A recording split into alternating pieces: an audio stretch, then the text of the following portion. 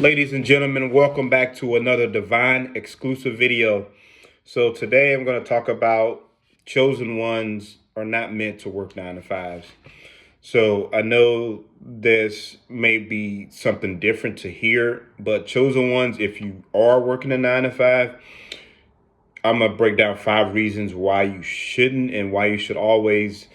I understand, we all have to pay bills. We all have to provide, do what we have to do for our families, for our kids, for our partners or whatever. But, if you're a chosen one, you need to always look for a hustle or a skill or something to, invest money, to build money outside of the traditional going into the office or going into a workplace 9 to 5. And I'm gonna tell you 5 reasons why. Because everything is different for how chosen one views and they come into a workplace, how a workplace is receptive to a chosen one. And so let me get right into it. So the first, before I actually get into it, please like, subscribe, feel free to comment. And so number one is chosen ones, because of how different we think, you are never meant to fit into a system. See, when you go into a workplace, there's a certain system, there's a pecking order. You know, the boss, you have the boss, the CEO, whatever, you have your vice president, you have your managers underneath, then you have your entry level workers, and most people are usually on that bottom hierarchy. I mean, of course, you may be a manager. I may be speaking to someone as a manager or vice president, CEO, but for the majority of the company is at that bottom level position where everyone's making somewhat around the same range. But you being in that position, see, with most places, you have to understand, you have to know, you have to have that connection to get that promotion, to raise up in that particular company. You have to have a connection and or a relationship with the higher ups, with the people that's in charge. Going through the chain of command, going up the ranks, going up through to the manager position and to a higher position in that, to the vice president, CEO. You have to not just be a good worker. You have to have connections. You have to know people. So you're never, but chosen one, since we operate and think differently, you aren't meant to fit into a system. And what the system says is that, the way most workplaces are designed, they want, regardless of if it's true or not, they feel like, okay, the authority shouldn't be challenged. The CEO knows this much more than the vice president. The vice president knows this much more than the next level. The managers know this much more than the entry level workers.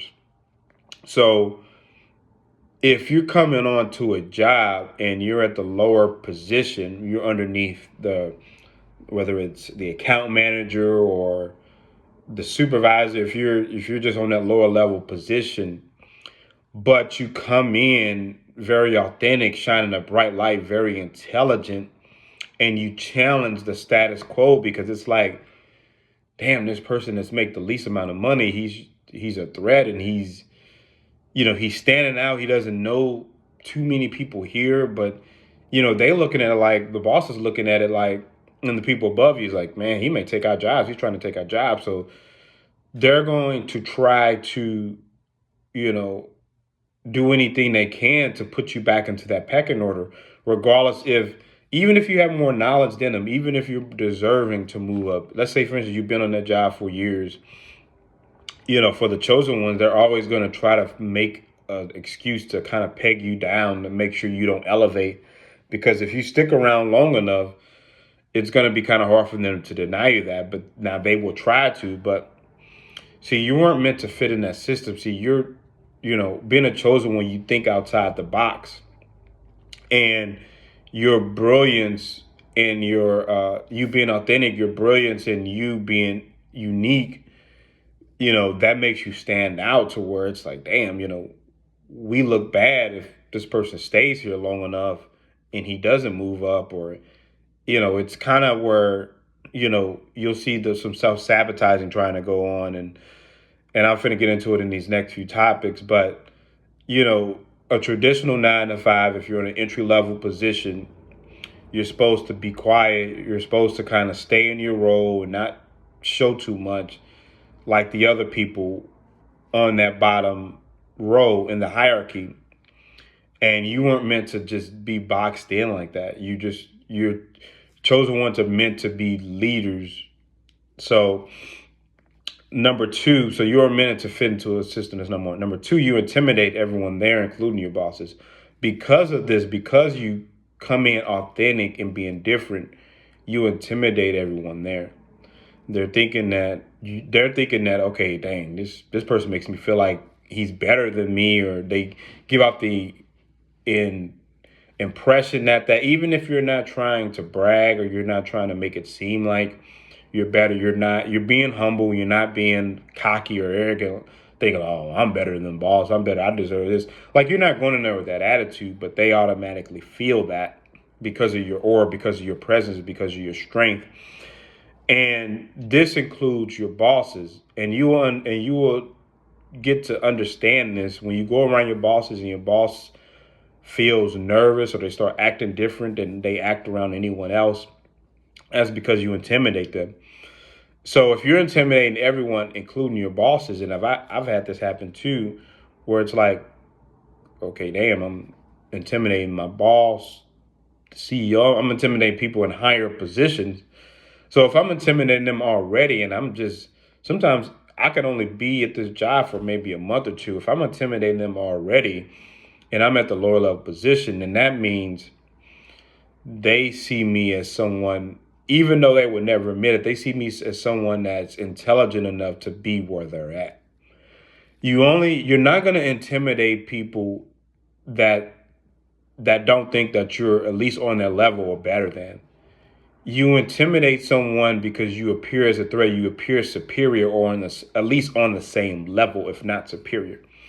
So you intimidate everyone that's even above you, not just the people on, see, you're thinking it's just the people that's on your level, that's on that entry level. No, you're intimidating your bosses. You're intimidating the managers and the vice presidents, CEOs, all those people in those positions, because word is getting back to them. See, the first thing you have to know is before you intimidate your bosses, you intimidate the people on that hierarchy on your level. And then the boss gets word to it, the boss gets around and they're getting intimidated. And then word gets to the CEO, the vice president, all the other higher ups.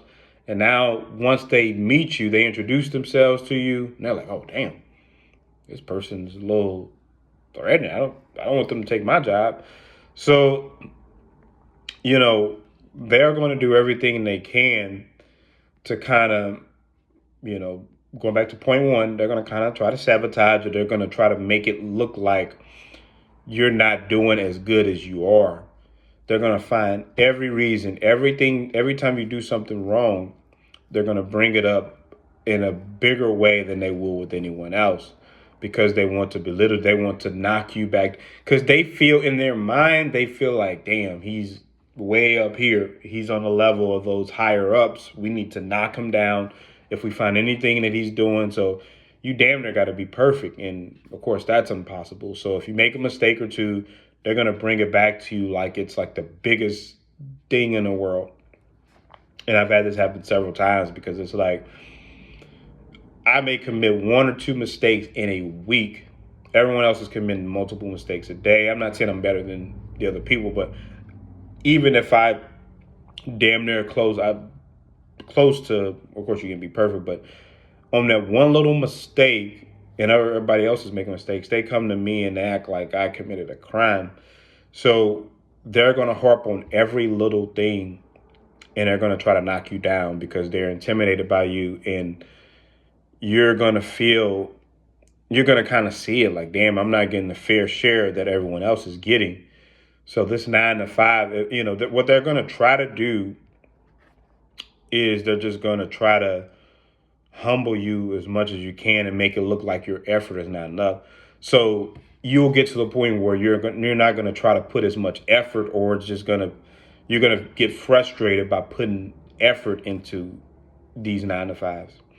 So that's number two. You intimidate everyone that they're, including your boss. Number three is you're limiting your value. Because when you have an idea, when you have a mind that's so dynamic, that's so complex, that thinks outside the box, that thinks outside the system that they have designed there. Because chosen ones, you usually getting on a job and you catch on quick. Within the first couple of weeks, you're boom, boom, boom, boom. After a month, you're on your own. They don't have any. They're not used to people figuring it out that fast. They're used to months and months of training, and you figure it out fast within a week or two, and they're like, damn, he's just he's.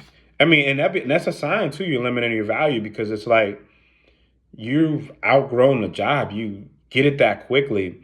In the job, they place a dollar amount on you, and you're above that dollar amount because you being a chosen one, you being a divine being of the Most High.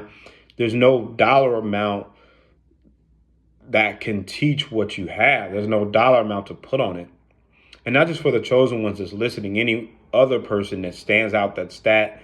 If you think that like, damn, I'm really above this job. If you figure out your job that quickly and you're like, you feel like your ideas are bigger than what you're being asked to do, then it's like, they can't put a price on your value, especially if you know. So you have to, because first of all, you have to know your value. You can't, your value can't be limited unless you understand it. So if you understand your value and you're like, damn, I'm figuring this out so fast, but they want to keep me boxed in because they see that I'm shining. They want to ignore anything great that I'm doing, any accomplishments I'm making on this job, any progress, any big deadlines I'm meeting, any big accounts that I've closed up or anything extra. They're going to limit that because they're like, we don't want him getting a big head, because if we acknowledge it, then we look stupid not giving him a promotion at some point. We look stupid for keeping him on that lower level position. So what we're going to do is not acknowledge anything special that he does for the company. We're going to say good job, or we're not going to make a big deal out of it. We're not going to blow it up or celebrate it like we would do with any other regular person. So they're going to continue to do that, anything you accomplish on that job. So like I said, with these three reasons, you're going to get frustrated. You're going to be like, okay, damn, I'm pouring my all into this company. I'm pouring my all into this, but I'm not reaping any rewards or benefits. So those are the first three reasons. You're not meant to fit into a system. You intimidate everyone there, including your bosses, and you're limiting your value because your value is meant to not just make more, but to be recognized more, but to have a bigger platform than what you have there. So number 4 is you're meant to lead. See, I remember hearing something. I think it was for Bishop T.D. Jakes, when he says you're hated. Who you are hated by is the level that you're on. So if you're hated by a boss, that means you are a boss. If you're hated by the CEO or the owner or the president, that means that you are one, that you have that capability or potential to be one. So you being hated by these higher ups, that should let you know and signify to you that you're on their level. You may not have the title of it, but you have the intangibles. See, a lot of people that have those, a lot of these companies, a lot of people that's in these higher positions, is because they know someone. It's not necessarily because they're the smartest person or the hardest working person. Sometimes they are. But for most companies, the people in the higher positions, they don't necessarily they're not necessarily the most intelligent person in the company, or they're the most deserving person. It's just they knew the right people. It was a family-owned company. They had a connection. It was a friend. It was someone they built a close relationship with that was the owner, and they end up getting into that vice president position. So, but you being hated, you as a chosen one, you being hated by these individuals, especially if you're not even there alone, you're being hated by all these people at the top. That should let you know that, damn, you're on that level. Because if they didn't view you as that, then they would view you as someone beneath them. And see, when you view someone as beneath you, you talk to them different. You don't get nervous around them. You kind of talk to them like they're, not necessarily just a kid, but you talk to them like, you know, like they're a rookie, like they don't know what they're doing. And I'm not saying that they're not trying to do this to you, chosen ones. I'm just saying if they are hating on you and they're in a top level position and they get nervous around you, that's to let you know that they're thinking like, damn, this person should be where I'm at. He's making me look bad. They see something inside of side of you that's like, this person was meant to be a leader. This person actually has the intangibles I should have. I should have the intangibles that this chosen one should have, being in the position I am, but I don't. And this person has them, and they make me look bad because, it's kind of like, let me try to give a good example. It's kind of like, a sensei or someone who's been doing, let's just say they've been doing karate or something for like 20 or 30 years. And they get someone new that comes in there, doesn't have a black belt, doesn't have anything. Person just learning karate for the first time, and they just master and figure it out within the first few weeks. And they have something in them. They have a bigger mindset than the sensei. And the sensei's like, damn, wait a minute. This person's not supposed to have that. And they show up, and the sensei showing this new person things, and this new person is making them look bad. They're doing it. They're not just doing the job better, but their mentality sharper. So this new person is making the sensei look bad. It's like, damn, this person makes me look bad. My 20, 30 years of hard work, my 20, 30 years of knowledge means nothing. This person just took a crap on it. So they have someone that's kind of like what it is with the CEOs and the vice presidents, whatever you want to call it, whatever hierarchy you want to call them on your job. That's how they view you. You come in there not knowing much about the company. You take off with the knowledge, your mindset, your intangibles are stronger and greater than those who are at the top. And they're like, wait a minute, you're not supposed to be this good. You're not supposed to have all this knowledge. You're not supposed to have this mindset coming in here. Who do you think you are coming in here and expect to be on the level of us? Even though you're not trying to ask to be on that level, that's how they view it. So, but you're meant to lead. You're meant to be the one that people are looking to, the one that people are going to, because people gravitate to you, and they can sense that. These bosses, they can sense that because they're like, damn, this person is meant to lead. That's why they feel threatened, because they're like, if people start to gravitate and see the greatness of this person, then I could lose my job at some point. May not be today, may not be another month, but it could be years down the line. It could be sometime down the line. And they're like, I need to do something about this because this person is a real threat. This person draws interest. This person is a natural born leader.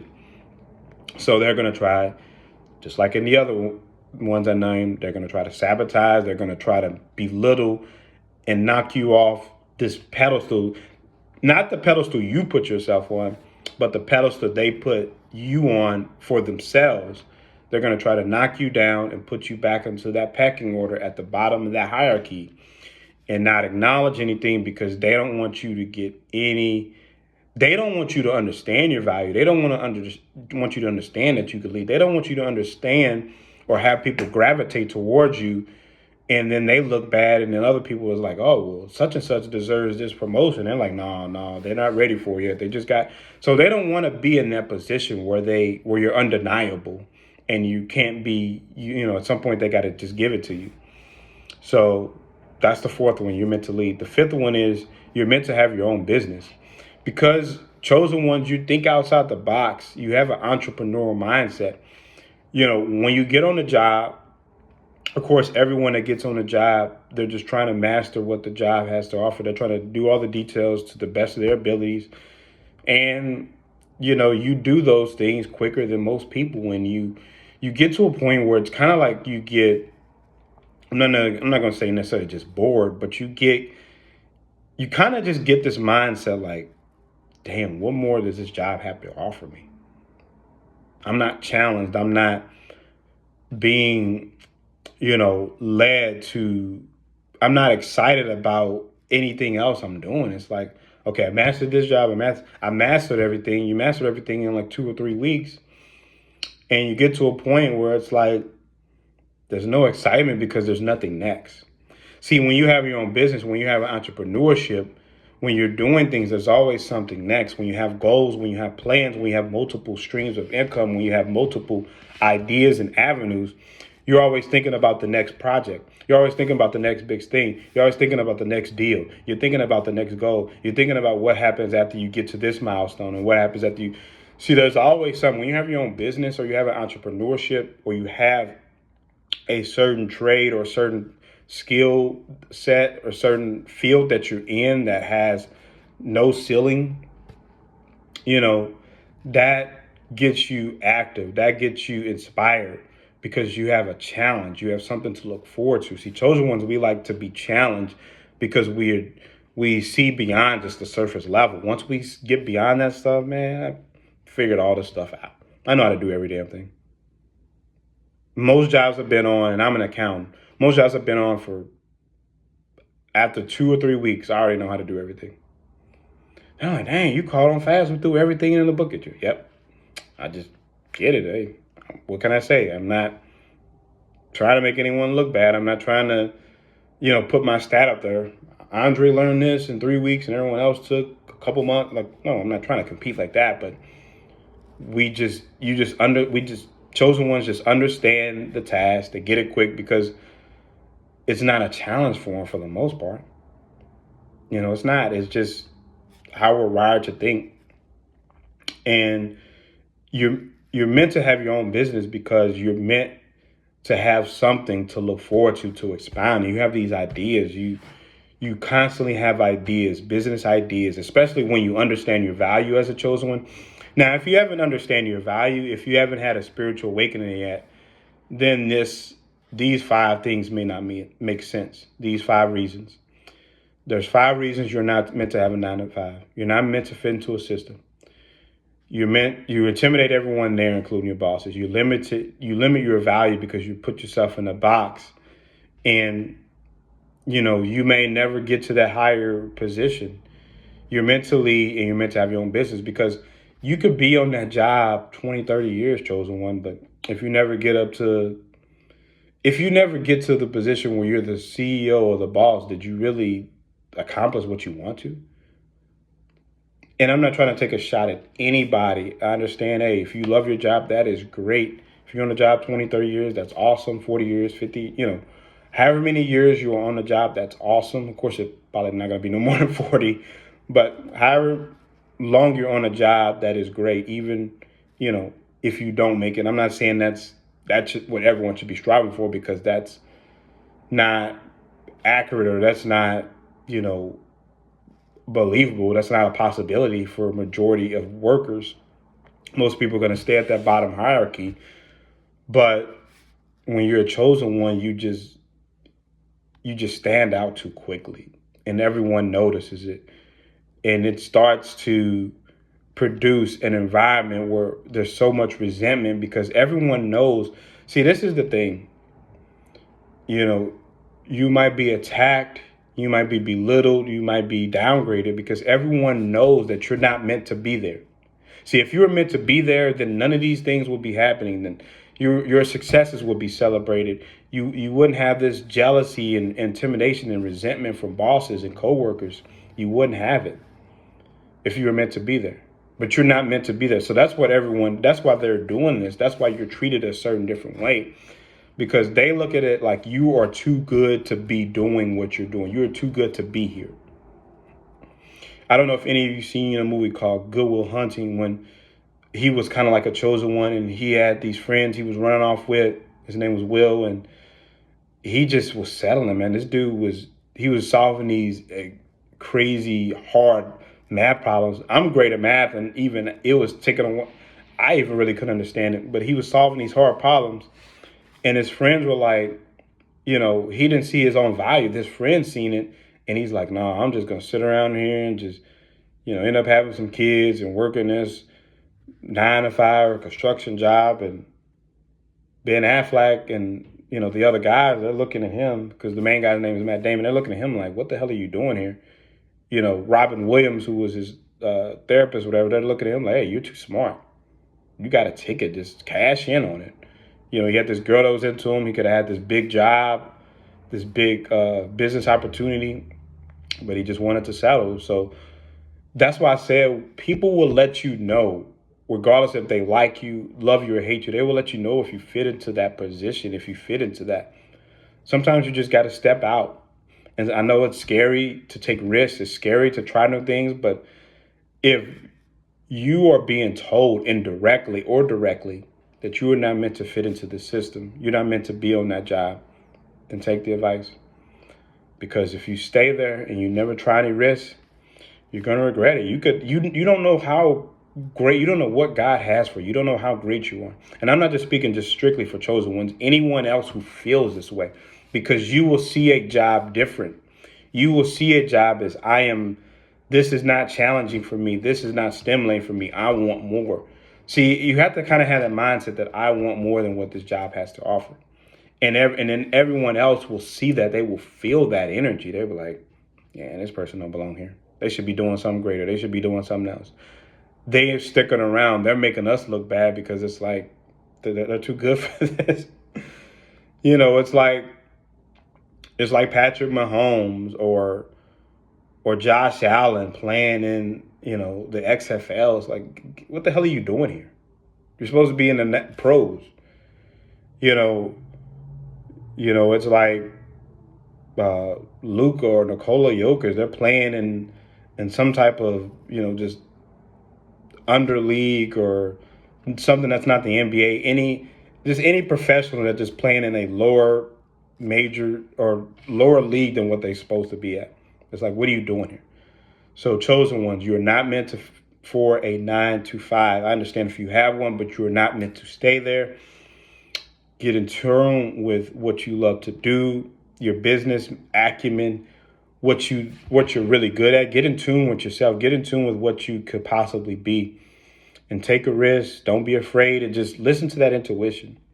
You're meant to lead. You're meant to be in charge. You're meant to be a star. You're meant to have your own business. You're not meant to try to fit into a system that designs you to shrink your greatness. You're just not meant to do that. But thank you guys for watching. Please like, subscribe, feel free to comment, and I'll be back with another one.